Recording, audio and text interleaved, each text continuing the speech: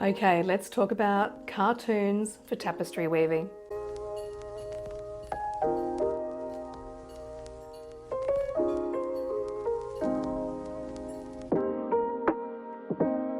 Hello my lovely friends, thank you so much for joining me. My name is Michelle, if we haven't met before.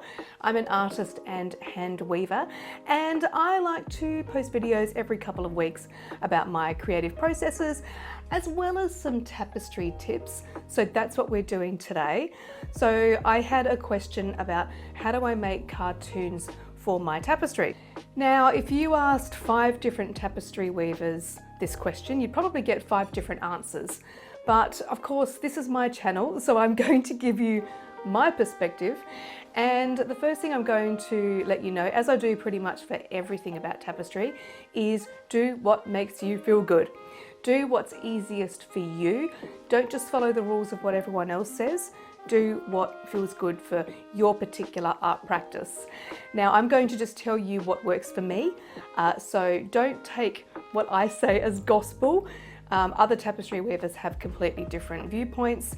You'll get some tapestry weavers who have the most beautiful cartoons you've ever seen.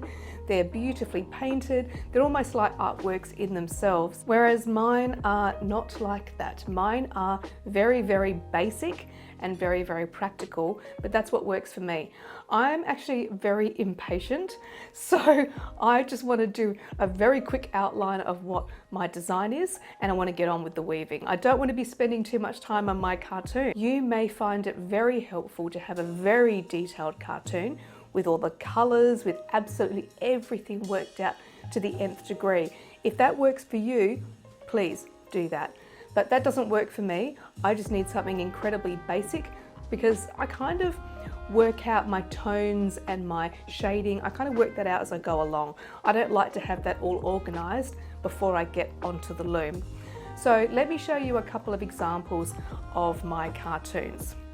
Now the first one is actually pretty easy, and I don't think anyone would really do it any differently, but because I've been doing text-based works lately, they have been looking like this.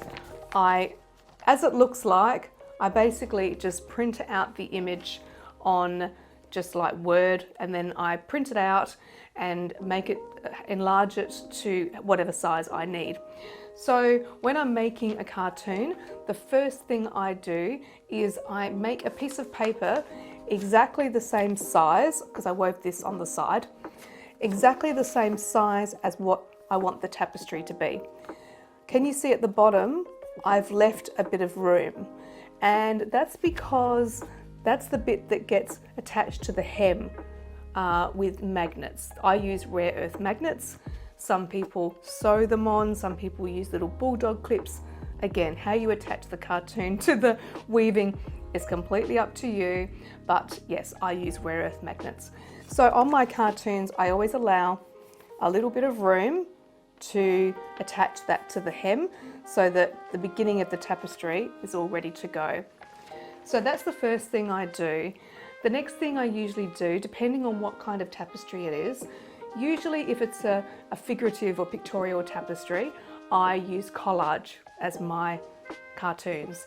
So I gather the images together that I'm basing the design on, and then I tend to cut them all up, collage them. So my cartoons look pretty rough. Sometimes if I want particular colors on them, I'll grab my colored pencils and I'll do a bit of a scribble as to where I want the colors. But seriously, they are incredibly basic.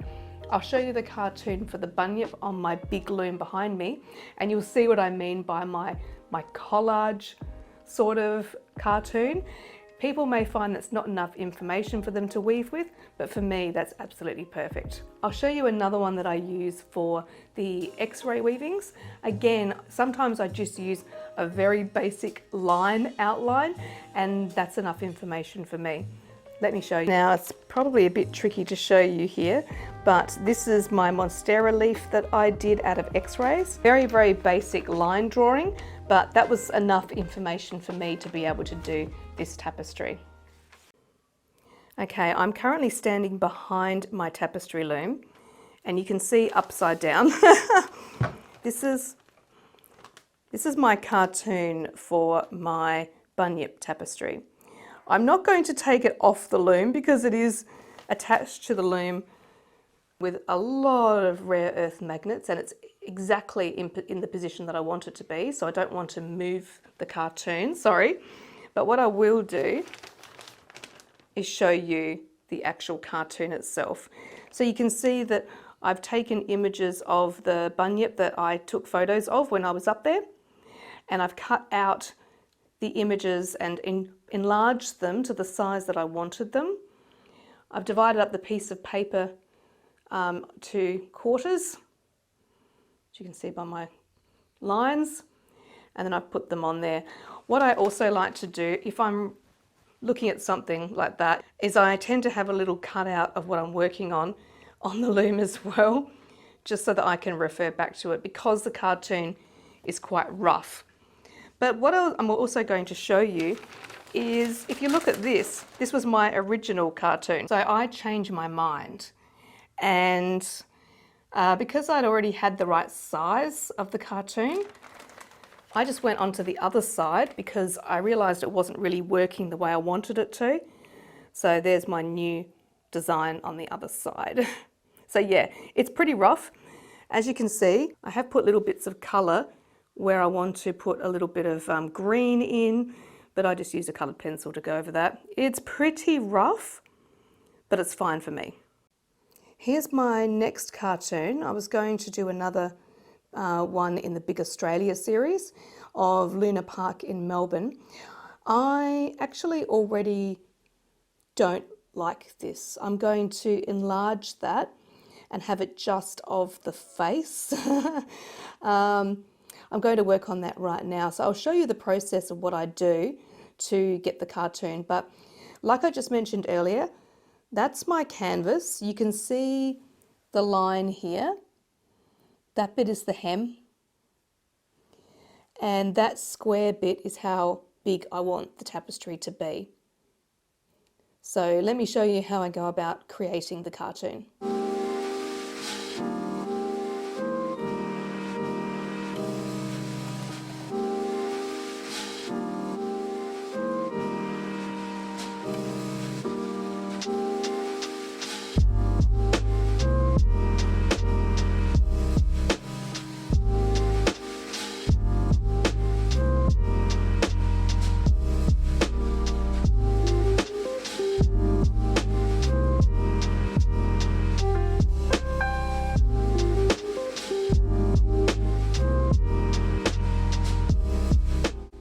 Okay, cartoon is done, and if you thought that looked completely ridiculous, and you're probably thinking, Michelle, that looks like a very long way of designing a cartoon.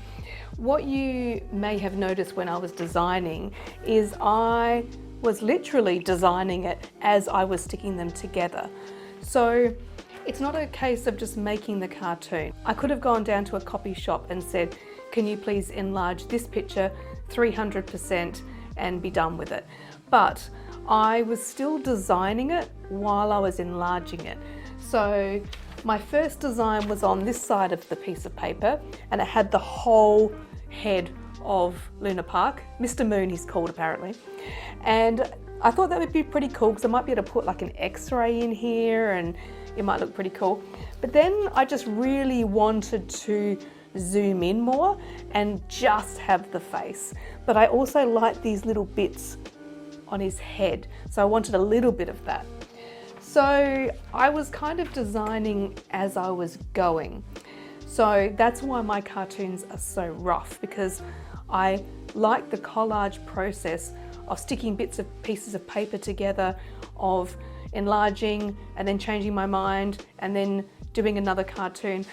That's my creative process. So I'm definitely not saying do it exactly the same way as I do it, because that's how my brain works. So the main lesson I want to give you today is to work with your own brain and your own creativity and find a method that suits you. I've been doing it this way since I very first started doing tapestry. My very first tapestry that I did as part of my diploma course, I had to do a cartoon I had to send the cartoon off to get marked, and then I could do the tapestry. So I did it in exactly the same method as this, but I did make sure it looked a lot prettier because it was being marked. I definitely wouldn't be submitting anything like this in a diploma course, that's for sure. So you learn the way to make the cartoon. You learn that you should really be painting it nicely and making sure all the colours are already organised before you get on the loom. But ultimately, it is up to you what you prefer. So if you prefer, like me, to design on the go, do it that way. If you prefer to have it all worked out beautifully before you even start, do it that way. Do whatever is in your gut that you feel, I think this will work for me more. Some people like to have all their decisions made before they get on the loom, whereas I like to have the flexibility of making it up a little bit as I go along. So even though I have a cartoon, it doesn't mean that my finished piece is going to look like that. A cartoon is essentially a guide. It's not the finished piece. So it's completely up to you whether you change things on the loom, whether you change your mind. A cartoon is only a guide. So keep that in mind. You're not bound by a cartoon. There's no rule that says it has to look exactly the same as the cartoon. I have an idea in my head of what I want to create, and I try and make the cartoon as close to this image as I possibly can, and that's what I'm working with. But ultimately, the guide that I'm working with is in here, not really on my cartoon. Does that make sense, or does that make me sound crazy? I don't really care if it does. So I hereby give you permission to do your cartoons however the hell you want to do them. Permission granted by me. I don't have any authority, but I'm giving you permission anyway. I will also show you now how to attach the cartoon to the actual tapestry. Again, there are many, many different methods of doing so. I showed you earlier that I use rare earth magnets, and I'll show you in a little bit more detail how that actually works. Okay, first thing I want to tell you about these rare earth magnets is that they are incredibly strong. So I keep them wrapped up, the leftovers I should say, the extras, wrapped up in bubble wrap quite thickly so that it doesn't affect anything like my phone or any electronics. You have to be super, super careful with these magnets. Same with when they're on the loom. So how it works is you've got a magnet on one side and then you've got the other magnet behind. So the cartoon is sandwiched in between.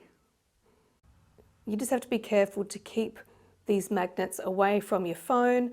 So I tend to have my phone a fair way from my tapestry, just on a side table next to me, to make sure they're nowhere near these rare earth magnets. Just because you don't know what they can do, they could wipe everything and that would be a disaster. You'll notice I have quite a lot of magnets. So the ones that you can see, times that by 2, because I've got another one behind each one. And that's because this cartoon is actually quite heavy. So I like to have lots of magnets to make sure everything is kept straight and also to maintain the tension as well.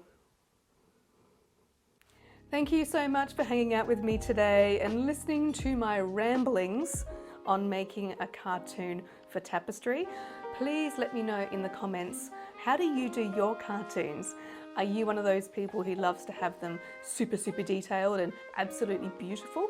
Or are you like me and you have a bit of a rough as guts cartoon, which you literally throw in the bin after you finish the tapestry? Sometimes I wish I hadn't done that, but at the same time, I hate keeping stuff I don't need, so that's what I do. Please let me know in the comments and I will see you in the next video. Bye.